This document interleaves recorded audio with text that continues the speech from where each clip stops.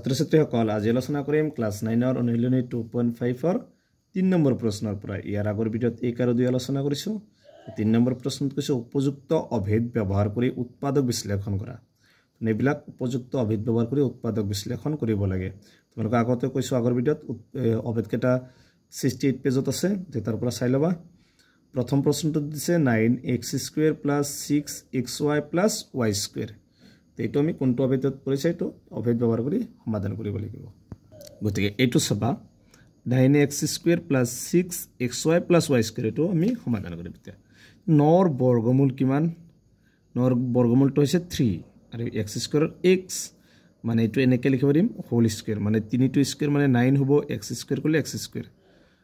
এইটো হ'ল a², এইটো সূত্ৰ a² + 2ab + b²।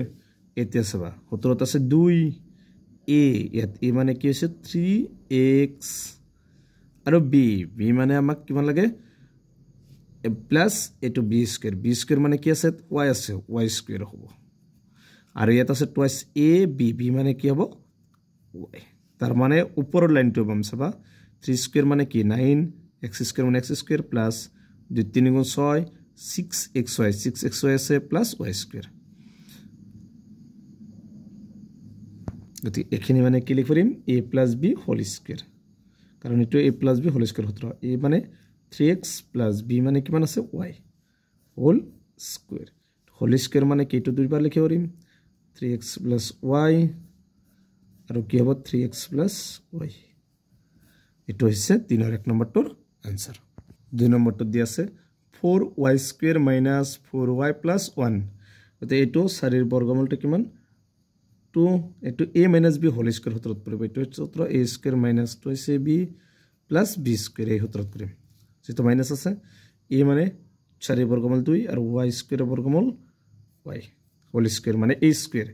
তাৰপিছত কি আছে মাইনাস, তাৰপিছত কি আছে 2, তাৰপিছত a মানে কি 2y, তাৰপিছত b মানে কিমান হ'ব 2 2 গুণ 4 4y হৈছে 1 হ'ব, প্লাস কি আছে প্লাস b² b মানে কি হ'ব 1² মানে 1 টো দুইবাৰ পূৰণ কৰিলে 1 হ'ব 2 2 গুণ 4 4 1 গুণ 4y। এইটো ওপৰৰ লাইনটো পাইছো আমি, মানে এইখিনি মানে লিখিব পাৰিব যাব a - b whole square. a মানে 2y - b মানে কিমান আছে 1 হোল স্কুৱেৰ।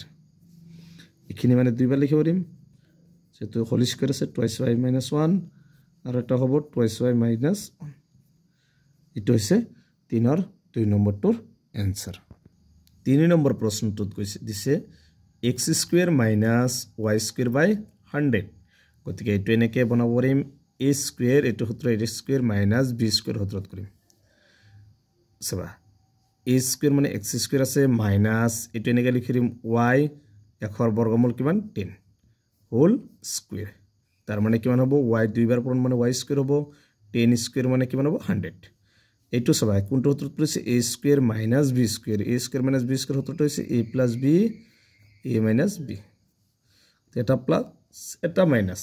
এইটো এনেকৈ লিখি দিম একবাৰ x - y / 100 আৰু এটা কি লিখি দিম x + 100, তাৰ মানে এটা প্লাস এটা মাইনাস। গতিকে এইটো হৈছে 3 নম্বৰটোৰ এনসাৰ। গতিকে 3ৰ 3টা এনসাৰ সমাধান কৰিলো। গতিকে আজিৰ ভিডিঅ'টো এইখিনি। তোমালোকে ভিডিঅ'টো লাইক কৰিবা, চেনেলটো সাবস্ক্ৰাইব কৰিবা। Thank U.